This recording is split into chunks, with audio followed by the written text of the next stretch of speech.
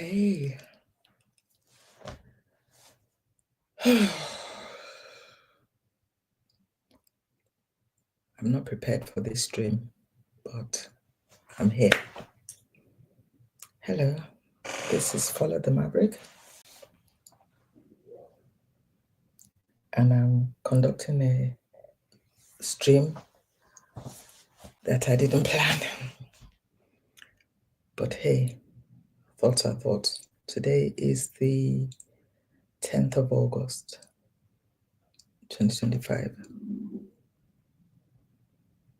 I'm looking out of my window, and do you know what it reminds me of? It reminds me of the film, if anybody's in my age range, it's called The Rear Window by Alfred Hitchcock.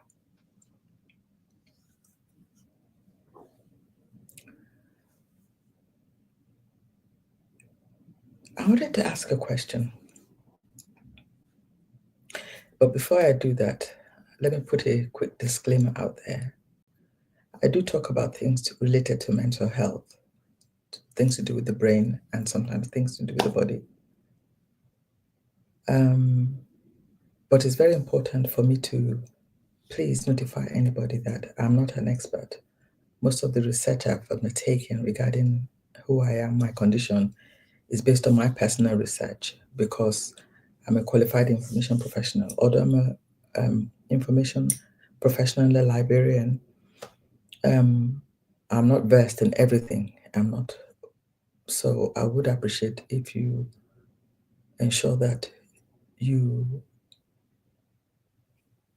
consult a professional in this, within this topic area.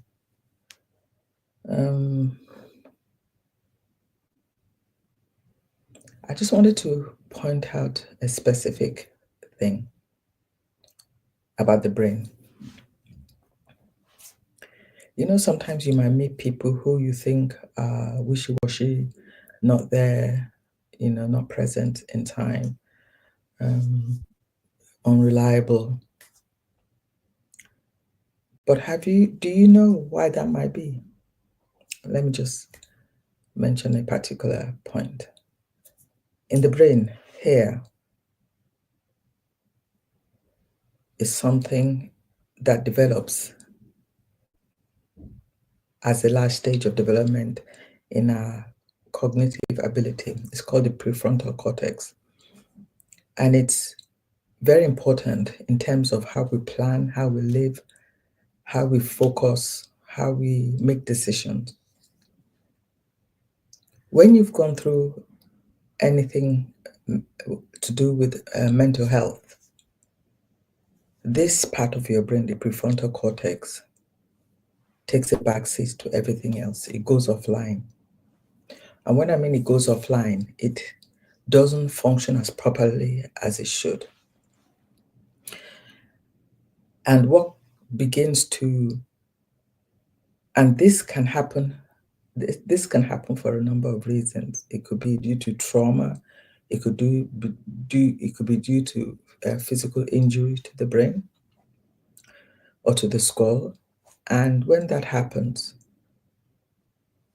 your survival could more or less depend on what is called the amygdala, which is part of the limbic system of the brain. The amygdala is more or less like a security guard that watches out for you.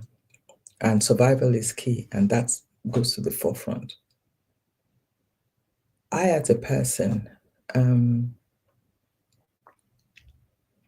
I believe I have a fractured or compromised prefrontal cortex.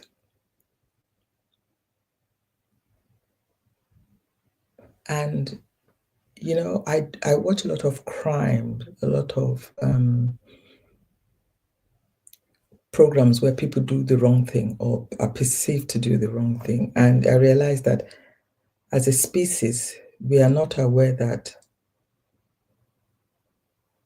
once this bit is damaged, there's a limited emotional regulation. Emotional regulation, for example, If you're angry, you know not to lose control. You know not to shout. You are in control of yourself. But if you've, for example, gone through tremendous trauma, or as I said, I presume a physical altercation that has damaged that part of your brain, you cannot regulate your emotions. And when that happens, you are not working as a neurotypical person. You're not acting like everybody else should act. This is not something they told me in therapy. This is something I learned on my own. And it's been very helpful for me in understanding my limitations. You know, people walk this street of life and adapt themselves, hold themselves accountable to how others might perceive them. And that is a big problem. For example, you might have in a family 2 siblings that have a totally different view of who their parents are. And they will have this. Why? Because during their developmental stages in life,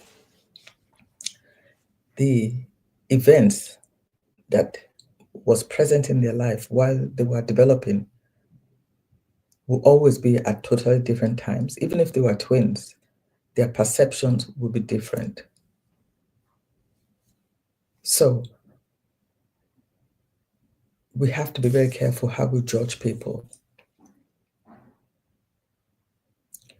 And why am I here talking about this very, as I call it, unsexy topic?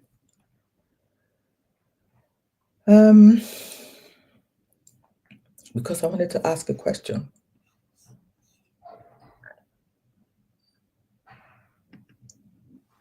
Okay, here goes the question. All my life, I have been aware of a differentiation of the self. You know, I don't think like other people. I don't react like other people. And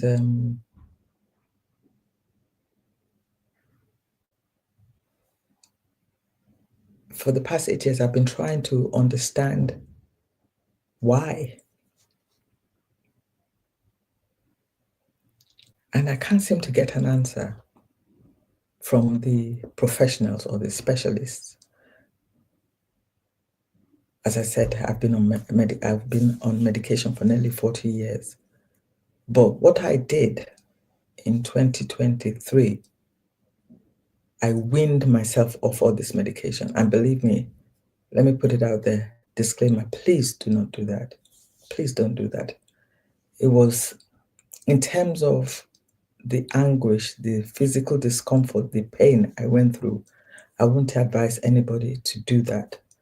But I did it because after taking medication for nearly 40 years and there's no change in who I am or how I behave or how I interact, I had to make a unilateral decision, and that is one that I took.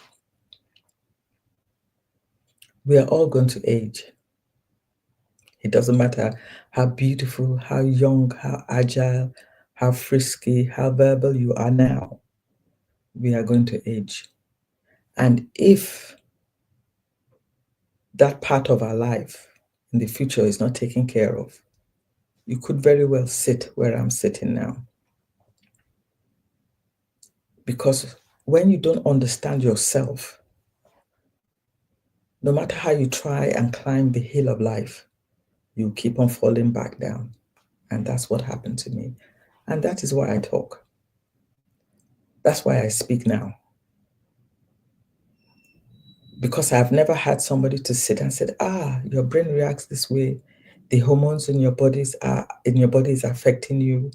Your brain is compromised or your sight is compromised. Nothing. For example, I have a condition of the eyes called nystagma. So it looks like swiveling eyes. And the impact on that, affects my ability to drive. But nobody told me this. I learned this from research. Anyway, I digress. So I go back to being on medication for nearly 4 decades. And in my previous video, I spoke about why I left therapy. And I left because I wanted to be accountable. I wanted to be in charge of myself. And I have done this, but at the same time, I am suffering greatly. Let me tell you why. For about 15 years, I was aware that there's something wrong in my brain. I mean, I'm not saying in terms of mental health or being autistic, no. There was this pressure in my brain that is there constantly. I used to fall down. My vision is severely compromised. I'm dizzy all the time. So I went for scans, and I've had 4 scans so far. The first one was in 2015 when these symptoms were erupting, and I was looking for an answer. To date, I have not received treatment for the condition that was discovered in my brain. And that condition is called bilateral frontal hyperthyrosis. Now, this is a very funny condition. It is asymptomatic. So most people do not have symptoms of it. So they can go through life, it wouldn't affect them. But I am one of those that is affected. And the irony is that because most people are asymptomatic, they don't have symptoms, they don't discover this condition until they are past, until they are unalived. I'm living and I'm having this condition. I need you to take a look at my brain. You see this here? You see how it protrudes? Why? Because my skull is growing extra bone. And that has a lot to do with the endocrinology of my body, the hormones, stress. And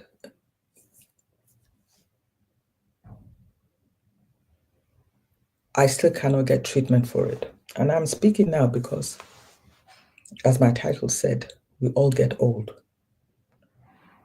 It doesn't matter who you think, it will never happen to me. You might not feel it in your body, but one day it will come upon you.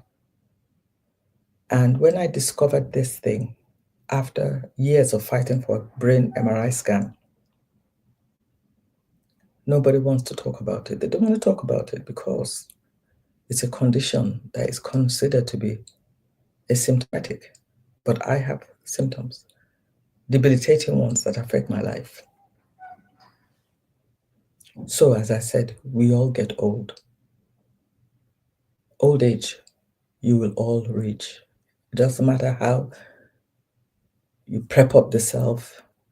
I don't mean to be dismal, but it will happen. And this condition I learned is predominantly in African population, mostly. And I will go into that in my next video. And the reason why I speak about it is because I live with this condition and I'm alive now. So it could be something that somebody else can learn from. It takes decades to develop this condition. And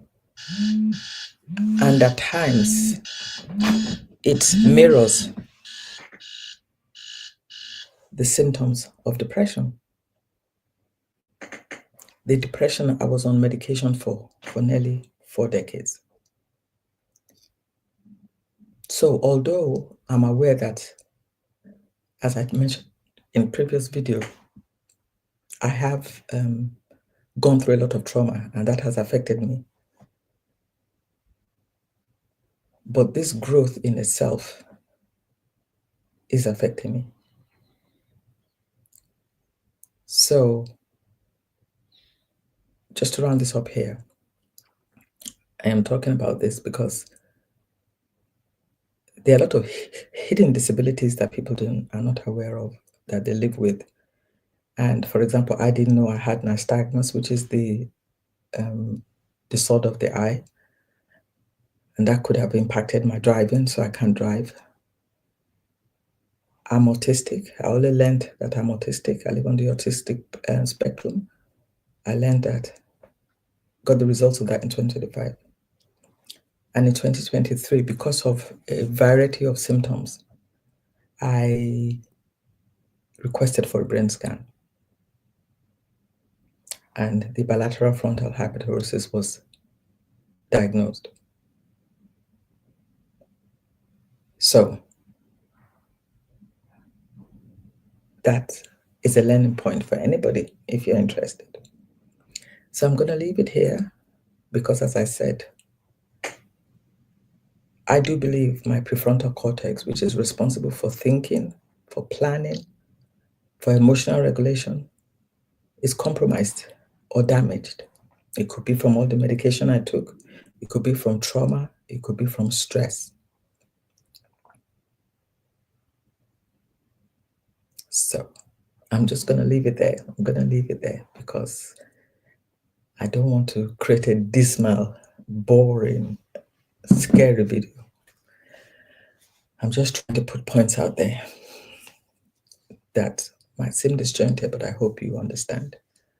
So I'm gonna go off now, and I hope to meet you in my next video. Once again, this is FolaTheMaverick. FolaTheMaverick, not a name I gave myself, a name a former manager gave me because she said she couldn't understand the way I think. She said, "You're a maverick." So I appended that to my name. So I'm not being facetious or pompous. You all have a wonderful day. Today is the 10th of August, 2025.